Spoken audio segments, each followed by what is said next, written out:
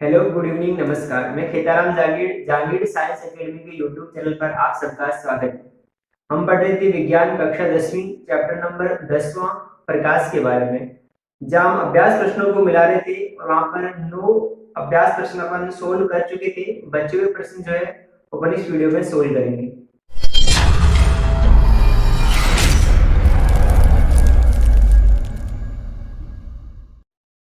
Board की तरफ देखिएगा। देखो, अभ्यास प्रश्न इसके आगे के जितने भी जो है 10 से लगाकर 17 तक, वो सारे के सारे आंकिक सवाल है।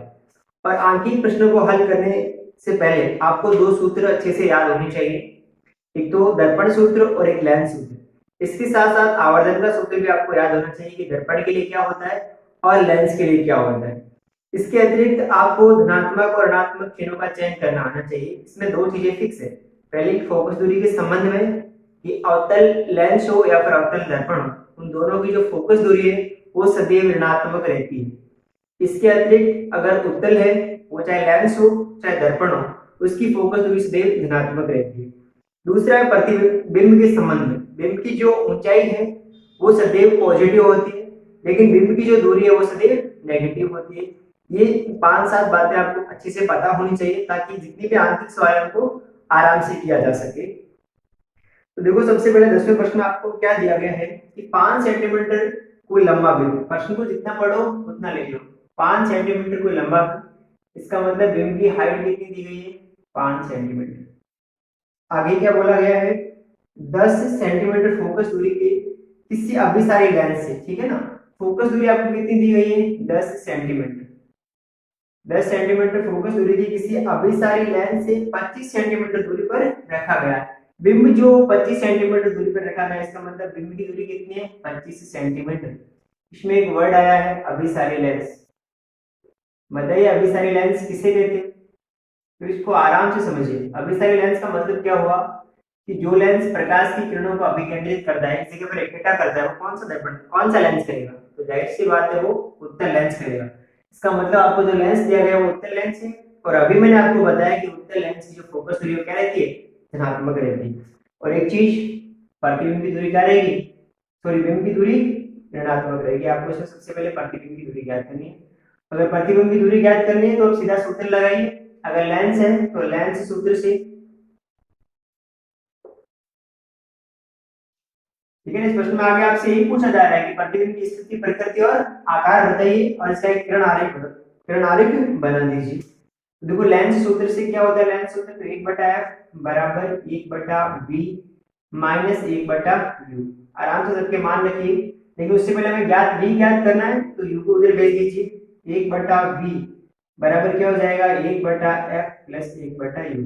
देखो, इनको चेंज कैसे कर रहा हूँ। 1/u जब इधर आएगा तो किसका हो जाएगा? प्लस का हो जाएगा। फिर उसके बाद आप पूरे समीकरण को चेंज कर लोगे तो 1/v बराबर 1/f प्लस 1/u हो जाएगा। अब देखो, 1/v का मान तो आपको ज्ञात करना है। 1/f का मान कितना है आपके पास? 10, ठीक है। ये प्लस u का मान कितना है? -25। आगे चलो। इसके बाद 1/v, अब इन दोनों का एलसीएम लीजिए। 25 और 10 का एलसीएम कितना आएगा? 50 आएगा। ये हो गया 50 एलसीएम। 10 का भाग 50 में कितनी बार जाएगा? 5 बार। 5 को 1 से गुणा करेंगे तो कितना आएगा? 5। उसके बाद देखिए, ये प्लस और माइनस इनको आपस में गुणा करते हैं तो क्या आता है? माइनस। फिर 25 का भाग 50 में 2 बार, तो ये आ गया 2, ठीक है। ये हो जाएगा 1/v बराबर, ऊपर आ जाएगा 3/50। यहाँ से हम v का मान ज्ञात करेंगे तो v बराबर हो जाएगा 50/3। इसका आप अगर आगे और वैल्यू ज्ञात करोगे ना तो कितना आएगा? पहले एक बार भाग जाएगा, फिर 6 बार, और फिर 3 आता रहेगा। तो कितना आ जाएगा? लगभग 16.33, ठीक है ना। 16.33 सेंटीमीटर आपको क्या मिल जाएगी? प्रतिबिंब की स्थिति। जो प्रतिबिंब और दर्पण से 33 सेंटीमीटर दूरी पर बनेगा। अब देखो, ये पॉजिटिव में आ रही है, इसका मतलब दाईं ओर बनेगा, ठीक है। अब आपको इसकी साइज ज्ञात करनी है और प्रकृति ज्ञात करनी है। प्रकृति ज्ञात करने के लिए आपको आवर्धन ज्ञात करना पड़ेगा, ठीक है। तो देखो, आवर्धन का सूत्र क्या होता है? m बराबर v/u, ठीक है ना। अब ये चीज आपको ध्यान रखनी है कि जब अपन लेंस के विषय में पढ़ते हैं तो यहाँ माइनस नहीं आता है, लेकिन दर्पण में माइनस आता है। m बराबर v का मान कितना अभी ज्ञात है। अब आप 16.33 रखोगे तो आपको थोड़ी काटने में दिक्कत आएगी, तो आप सीधा 50/3 रख सकते हो, ठीक है, 50/3 हो जाएगा। अब इसके नीचे u का मान कैसे रखें, तो इसकी साइड में गुणा लगा के लिख दो ना, कोई दिक्कत नहीं। u का मान कितना आपके पास, ये रहा -25, -7 में लिखना, -25, ठीक है। अभी 25 कट जाएगा 50 से, कितनी बार, 2 बार, ठीक है, लेकिन वो -7 में रहेगा ना, तो -2/3 भाग दीजिए, कितना आएगा, m बराबर हो जाएगा, देखो 3 का भाग जा रहा है क्या, नहीं जा रहा है, तो पहले तो माइनस का माइनस आ जाएगा, फिर 0, ठीक है, फिर पॉइंट, अब 20 हो गया, 20 में 3 का भाग कितनी बार जाएगा, 6 बार, और इस तरीके से 6 6 अनंत बार चलता जाएगा ना। लेकिन 6 जो 5 से बड़ा है, इसलिए पीछे वाले अंक को हटाते हैं तो उसको एक बड़ा करके लिखा जाता है, ठीक है ना, गणित का नॉर्मल सा रूल है, वो आना चाहिए। तो आवर्धन कितना है, 0.67, ठीक है, 0.67 की आवर्धन की कोई इकाई नहीं होती है। अब आपको जो यहाँ से प्रकृति ज्ञात हो गई, देखो ये माइनस में आया, इसका मतलब जो प्रतिबिंब है वो कैसा बनेगा, वास्तविक, और उसके साथ साथ उल्टा रहेगा, ठीक है, आवर्धन माइनस में, इसका मतलब प्रतिबिंब वास्तविक और उल्टा बनेगा। अब बिंब से कितना गुना बड़ा बनेगा, बड़ा तो बनेगा नहीं, क्योंकि देखो 0 आ रहा है, इससे मान छोटा आ रहा है, तो बिंब से जो क्या बनेगा, छोटा बनेगा। लेकिन देखो यहाँ पर आपको बिंब का आकार दिया गया है, तो आप प्रतिबिंब का आकार ज्ञात कर सकते हो वापस आवर्धन का सूत्र लगा करके, कि m बराबर h डैश बटे h, ठीक है। m का मान कितना है, 13, 0.67 बराबर h डैश का मान हमें ज्ञात करना है, h का मान प्रश्न में दिया गया है, कितना है, 5। यहाँ से वज्रगुणा कर दीजिए, तो h डैश बराबर कितना मिल जाएगा, माइनस, ठीक है। अब देखो 6 का भाग दीजिए, तो ये 5 को गुणा कीजिए 7 से, 7 पंजे 35, 80 का 3, और 7 के 30 और 3 कितने हो गए, 33, ठीक है। कितने में छोड़ के पॉइंट लगेगा, तो 2 अंक छोड़ करके पॉइंट लग जाएगा आपके, ठीक है। तो कुल मिलाकर के यहाँ पर पॉइंट आ जाएगा, तो एच डैश का जो मान है वो कितना आ जाएगा, एच डैश बराबर -3.35 सेंटीमीटर। देखो बिंब से छोटा हुआ कि नहीं हुआ, बिंब हमारे पास कितना था, 5 सेंटीमीटर का, लेकिन जो प्रतिबिंब बना वो कितना आया, 3.35। ये पीछे वाला ऊपर नीचे हो सकता है, क्योंकि यहाँ पर हमने मान जो है चेंज कर रखा है, ठीक है। तो इस प्रश्न के अंदर आपको जो जो पूछा गया था वो सब कुछ मिल गया है। इसका किरण आरेख आपकी मोबाइल स्क्रीन पर आ रहा होगा। इसके अलावा आपको प्रतिबिंब की स्थिति पूछी थी, तो स्थिति ये रही, प्रतिबिंब का साइज पूछा था जो ये रहा, प्रतिबिंब की प्रकृति पूछी थी वो ये रहे, ठीक है। अब 11वां प्रश्न देखिए, इसमें आपसे क्या पूछा जा रहा है कि 15 सेंटीमीटर फोकस दूरी का कोई अवतल लेंस, ठीक है, प्रश्न संख्या 11, आपको सबसे पहले फोकस दूरी दी गई है 15 सेंटीमीटर, ठीक है, 15 सेंटीमीटर फोकस दूरी का कोई अवतल लेंस किसी बिंब का प्रतिबिंब लेंस से 10 सेंटीमीटर दूरी पर बनाता है। देखो यहाँ पर आपको प्रतिबिंब की दूरी दी गई है, मतलब b का मान जो कितना है, 10 सेंटीमीटर। आगे चलो, बिंब लेंस से कितनी दूरी पर स्थित है, इसका मतलब आपको बिंब की दूरी ज्ञात करनी है, और उसके बाद क्या ज्ञात करना है, किरण आरेख खींचिए, इसका आपको किरण आरेख बनाना होगा। देखो इसमें एक चीज सबसे पहले आपको अवतल लेंस दिया गया है, कौन सा, अवतल लेंस। तो देखो अवतल लेंस की जो फोकस दूरी है वो क्या होती है, माइनस होती है ना, अवतल लेंस हो चाहे दर्पण, उसकी फोकस दूरी क्या रहेगी, माइनस।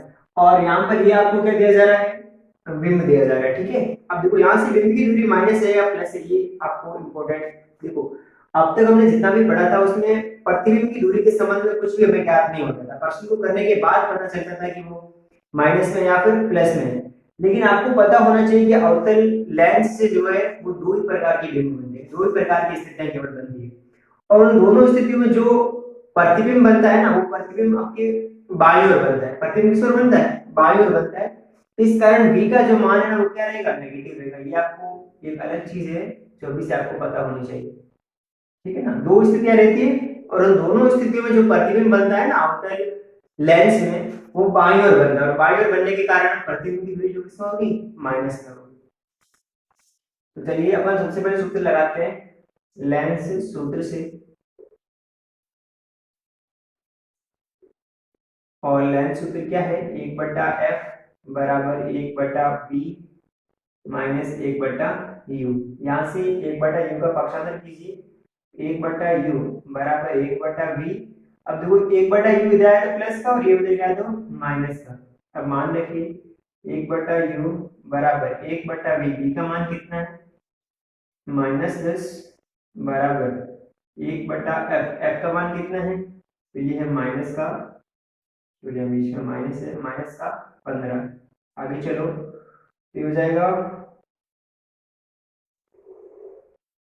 इनका देखो एलसीएम कितना आएगा 1/u बराबर, इन दोनों का जो एलसीएम है वो ले लीजिए। देखो 10 और 15 का एलसीएम कितना आएगा 30, तो ये 30 एलसीएम आ गया। अब यहाँ से 10 का भाग 30 में 3 बार, तो हो गया माइनस का 3। ये माइनस माइनस क्या हो जाएगा प्लस। फिर देखिए 15 का भाग कितनी बार जाएगा 2 बार, तो ये आपके आ गया 2।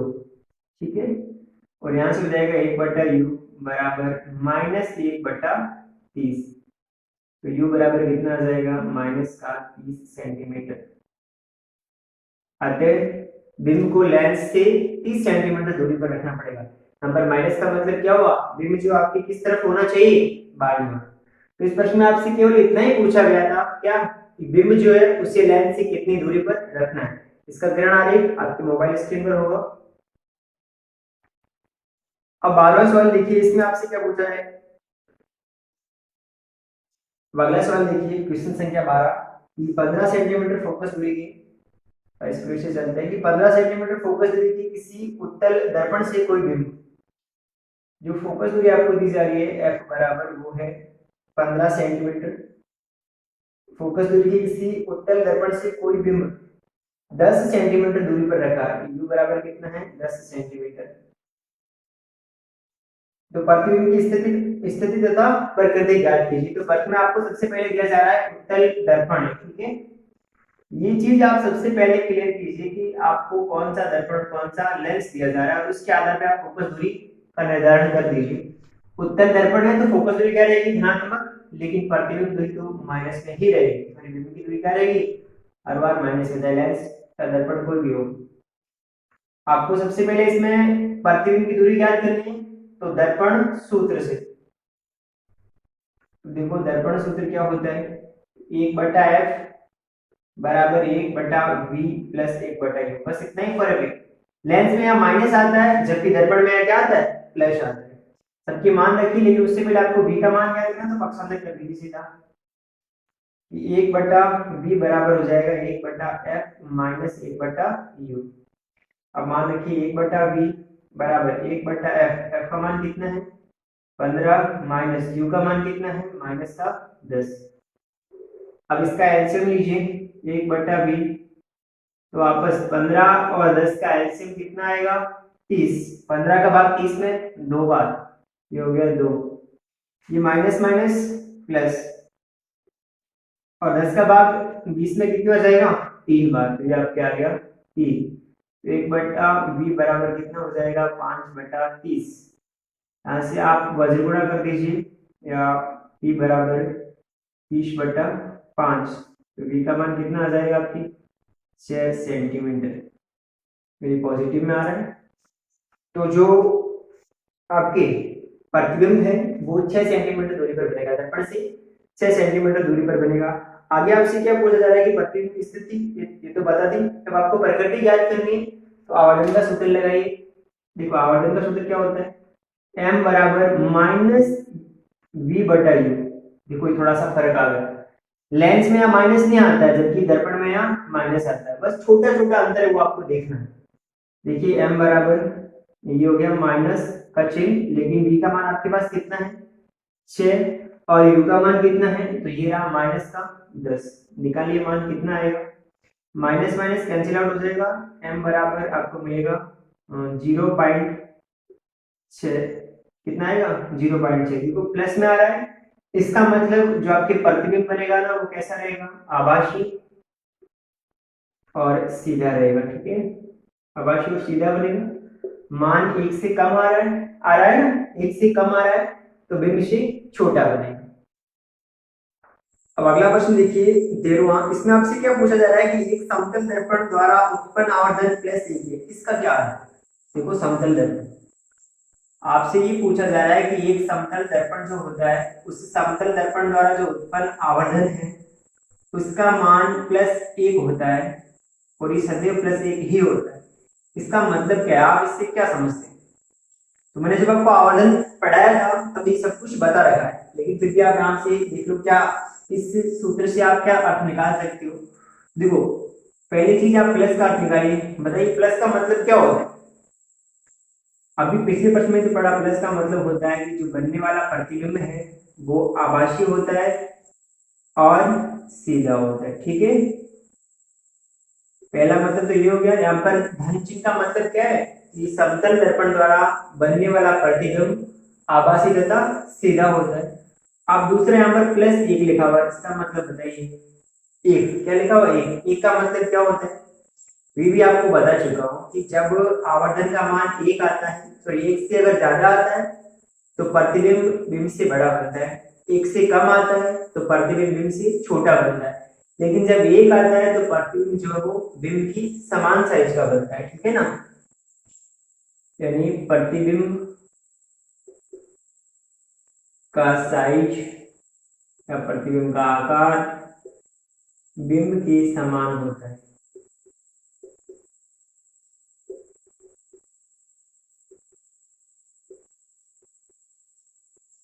तो समतल दर्पण द्वारा उत्पन्न +1 आवर्धन का मतलब यही है। ठीक है, प्लस का मतलब प्रतिबिंब आभासी और सीधा होगा, एक का मतलब प्रतिबिंब का आकार जो बिंब के आकार के समान होगा। अब 14वां प्रश्न देखिए, इसमें आपसे क्या पूछा जा रहा है कि 5 सेंटीमीटर लंबाई का कोई बिंब 30 सेंटीमीटर वक्र का त्रिज्या है। 14 सवाल आपको h बराबर मतलब बिंब की ऊंचाई दी जा रही है, लंबाई दी जा रही है। ठीक है, यहाँ ऊंचाई और लंबाई का एक ही मतलब रहेगा। ठीक है, प्रतिबिंब की हाइट से कितनी है? 5 सेंटीमीटर का कोई बिंब 30 सेंटीमीटर वक्रता त्रिज्या की किसी उत्तल दर्पण से, देखो यहाँ पर आपको वक्रता त्रिज्या दी जाएगी। r बराबर कितना है? 30 सेंटीमीटर। अगर वक्रता त्रिज्या 30 है तो फोकस दूरी f कितनी हो जाएगी? इसकी आधी यानी 15 सेंटीमीटर। अब आगे बढ़ो, किसी उत्तल दर्पण के सामने 20 सेंटीमीटर दूरी पर रखा गया है।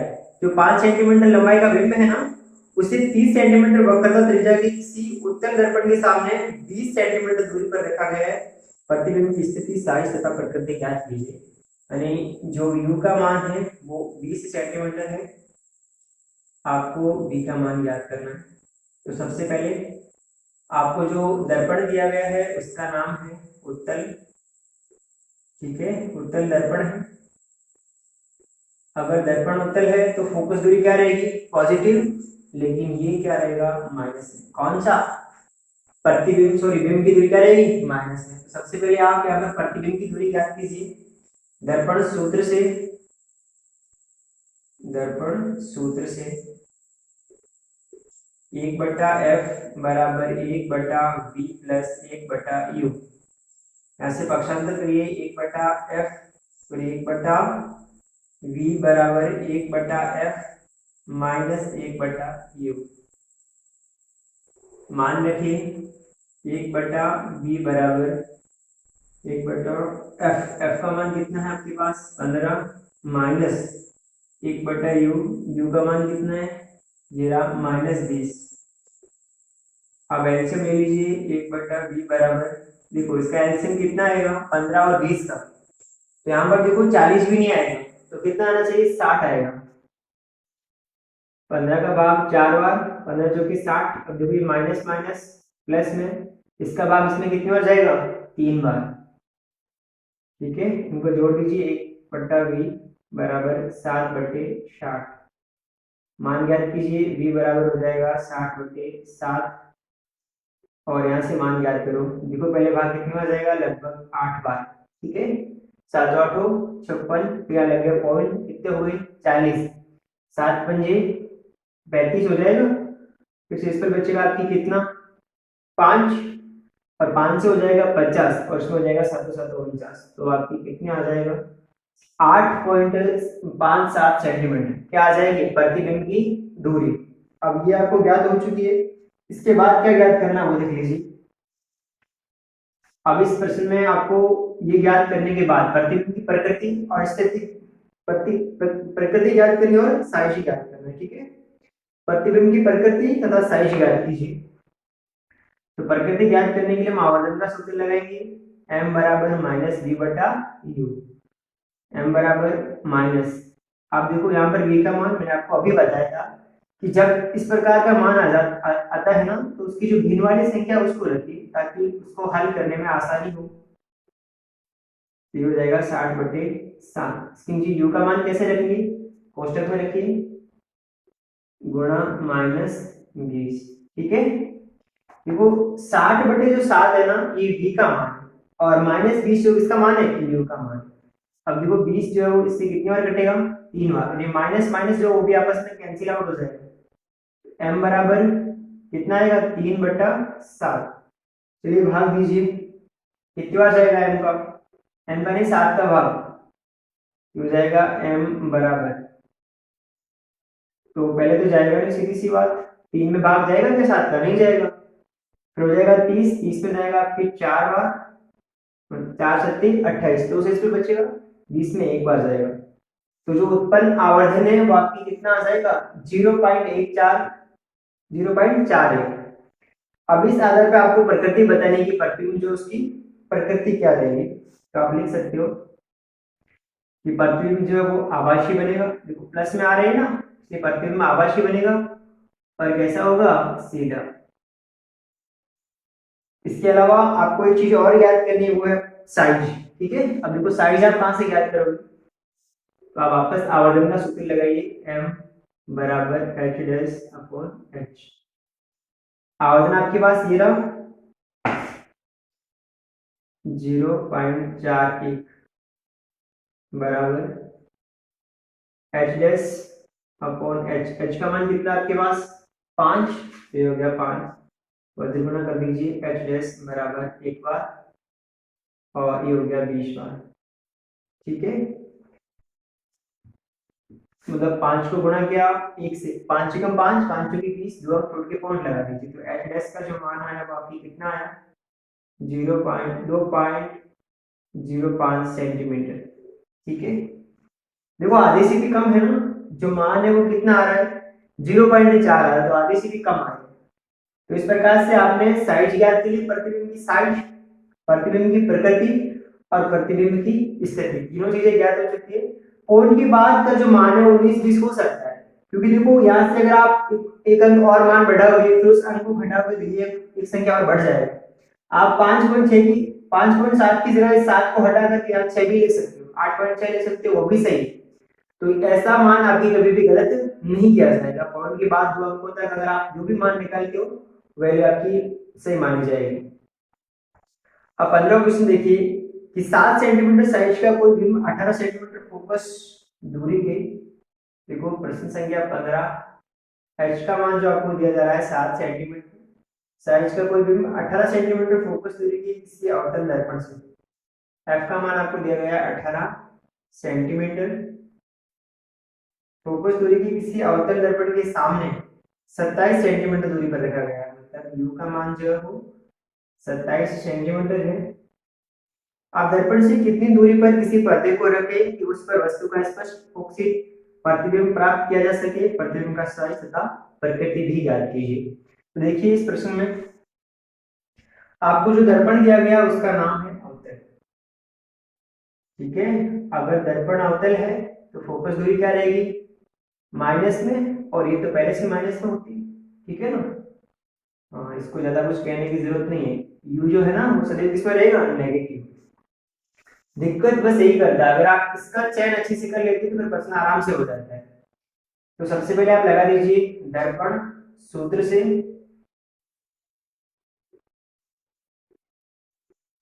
1/f बराबर 1/v प्लस 1/u। आपको v का मान ज्ञात करना है, तो 1/v बराबर 1/f माइनस 1/u। चलिए इनके मान रखिए, 1/v बराबर 1/f, f का मान कितना है माइनस का 18, अब ये हो गया माइनस, और u का मान कितना है 27, तो ये माइनस का 27। ये माइनस प्लस की जितने भी चिन्ह है इनका आप अच्छे से इस्तेमाल कीजिए, सोच समझ करके इनका प्रयोग कीजिए। बताइए 18 और 27 का एलसीएम कितना आएगा? तो ऐसी जब भी बड़ी संख्या आती है ना तो आप बड़ी संख्या का पारा बोलिए, ठीक है ना। 27 एकम 27, 27 दूनी कितना होता है 54, 54 में 18 का भाग जाएगा, एलसीएम कितना आ गया 54, 18 का भाग 3 बार जाएगा तो आ जाएगा माइनस का 3, माइनस माइनस प्लस 27 का भाग 2 बार, 1/b बराबर -1/54, b बराबर आ गया -54 सेंटीमीटर। तो जो प्रतिबिंब है ना वो दर्पण से 54 सेंटीमीटर दूरी पर बनेगा। अब इस प्रश्न में आपसे दो चीजें और ज्ञात करनी है आपको, वो है प्रतिबिंब का साइज और प्रतिबिंब की प्रकृति। तो पहले आप प्रकृति ज्ञात कर लीजिए, m बराबर -v/u, m बराबर, ये माइनस इस सूत्र के साथ वाला माइनस है, ठीक है, और फिर अपॉन इस v का मान जो कितना है -54, तो -54 अलग से लिखेंगे, बटे u का मान कितना है तो -27, तो ये -27 भी अलग से आएगा, ठीक है। और अब ये माइनस और ये माइनस कैंसिल आउट होगा, लेकिन ये माइनस बचेगा, इस चीज का ध्यान रखना। तो 27 54 से 2 बार कटेगा, m का मान जो आएगा आपके -2, ठीक है।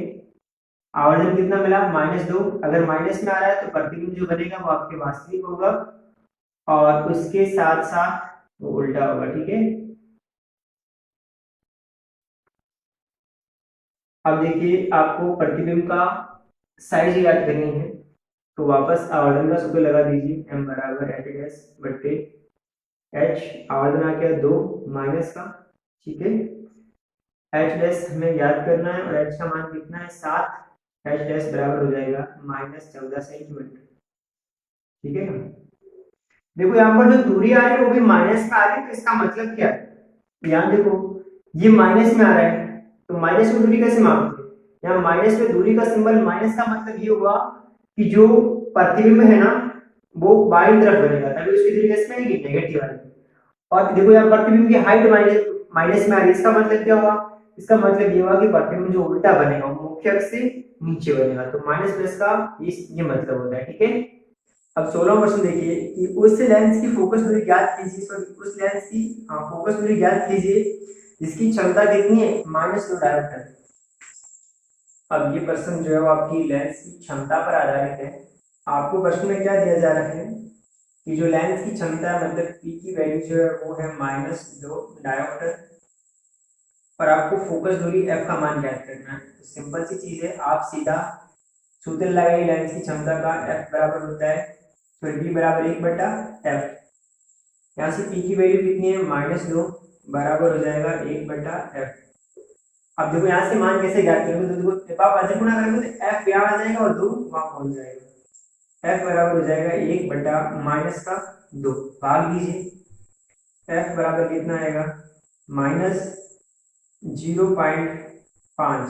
अब देखो इसके पीछे आप क्या लगाओगे, सेंटीमीटर लगाओगे कि मीटर लगाओगे, इसके पीछे आप मीटर लगाओगे, क्योंकि जब भी आप सूत्र लिखते हो ना तो फोकस दूरी किसमें होती है मीटर में होती है, तो ये मीटर में आ गया।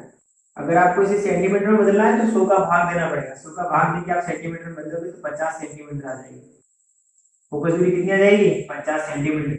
आपको प्रश्न में एक चीज और पूछी गई है, ये किस प्रकार का लेंस है, बताइए लेंस किस प्रकार का।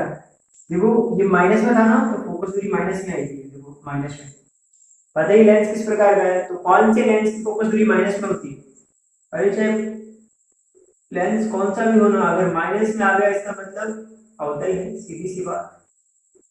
तो लेंस कौन सा होगा अवतल। अब लास्ट प्रश्न देखिए 17वां, इसमें आपसे क्या पूछा जा रहा है कि कोई डॉक्टर 1.5 डायोप्टर क्षमता का संशोधक लेंस निर्धारित करता है, लेंस की फोकस दूरी ज्ञात कीजिए।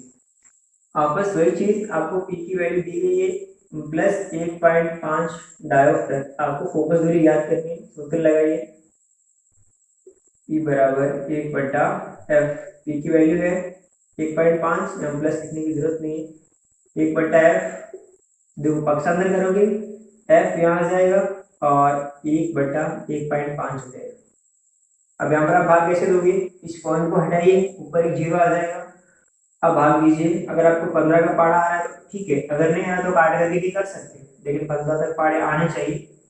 देखिए भाग कितनी बार जाएगा, पहली बात तो जाएगा नहीं, 0 बार, फिर पॉइंट, फिर 15 का भाग कितनी बार जाएगा, 100 हो जाएंगे ना, 100 में 15 का भाग कितनी हो जाएगा, 15 छिक्की 90, और फिर वापस वही चीज 10 से इस पर बचेंगे, फिर 0 आएगा और फिर 100 होंगे और फिर 6 बार भाग जाएगा। इस प्रकार से 6 बार चलता जाएगा, लेकिन 6 जो है वो 5 से बड़ा है, इसलिए आप पीछे वाले अंक को हटाओगे, अगले वाला अंक में अंक की वृद्धि कर दी जाएगी। तो यहाँ से कितना आ जाएगा, 0.67 मीटर, पीछे क्या लिखना है, मीटर। ये सबसे इंपॉर्टेंट, आपको जब भी लेंस की क्षमता से फोकस दूरी पूछी जाए तो फोकस दूरी सदैव मीटर में लेना, ठीक है ना। फोकस दूरी किस में आ जाएगी, मीटर में आएगी। और जब फोकस दूरी से जब आप लेंस की क्षमता ज्ञात कर रहे हो तो सेंटीमीटर में अगर आपको दी गई तो पहले मीटर में बदलिए और उसके बाद ज्ञात कीजिए, ठीक है। फिर आपसे इस प्रश्न में और भी पूछा जा रहा है कि निर्धारित लेंस अभिसारी है अथवा अपसारी, बताइए। अब देखो यहाँ से इसकी जो फोकस दूरी है वो किस में आई, पॉजिटिव धनात्मक आई। तो पहली बात बताइए, धनात्मक कौन सा लेंस होता है, उत्तल होता है। उत्तल लेंस कैसा होता है, धनात्मक होता है। और उत्तल लेंस का दूसरा नाम क्या है, अभिसारी लेंस। क्या है, अभिसारी लेंस। इसका मतलब जो निर्धारित लेंस है ना, डॉक्टर साहब ने जो लेंस निर्धारित किया है वो कौन सा लेंस है, अभिसारी। तो इस प्रकार आपका ये पूरा चैप्टर जो है वो कंप्लीट हो चुका है। मैंने सबसे पहले आपको टॉपिक वाइज पूरे नोट्स बनाए, उसके बाद इसके आंतरिक प्रश्नोत्तर और उदाहरण सरल कराए, फिर अभ्यास प्रश्नों में भी सारे अभ्यास प्रश्नों के आंतरिक सवाल भी हल कराए। अब आप मेरी बनाई हुई सारी वीडियो देख लेते हो तो मुझे नहीं लगता कि आपको कुछ और देखने की जरूरत है। पढ़ाई करते रहिए, मस्त रहिए और पढ़ते रहिए। मिलते हैं अगली वीडियो में, तब तक के लिए धन्यवाद, जय हिंद।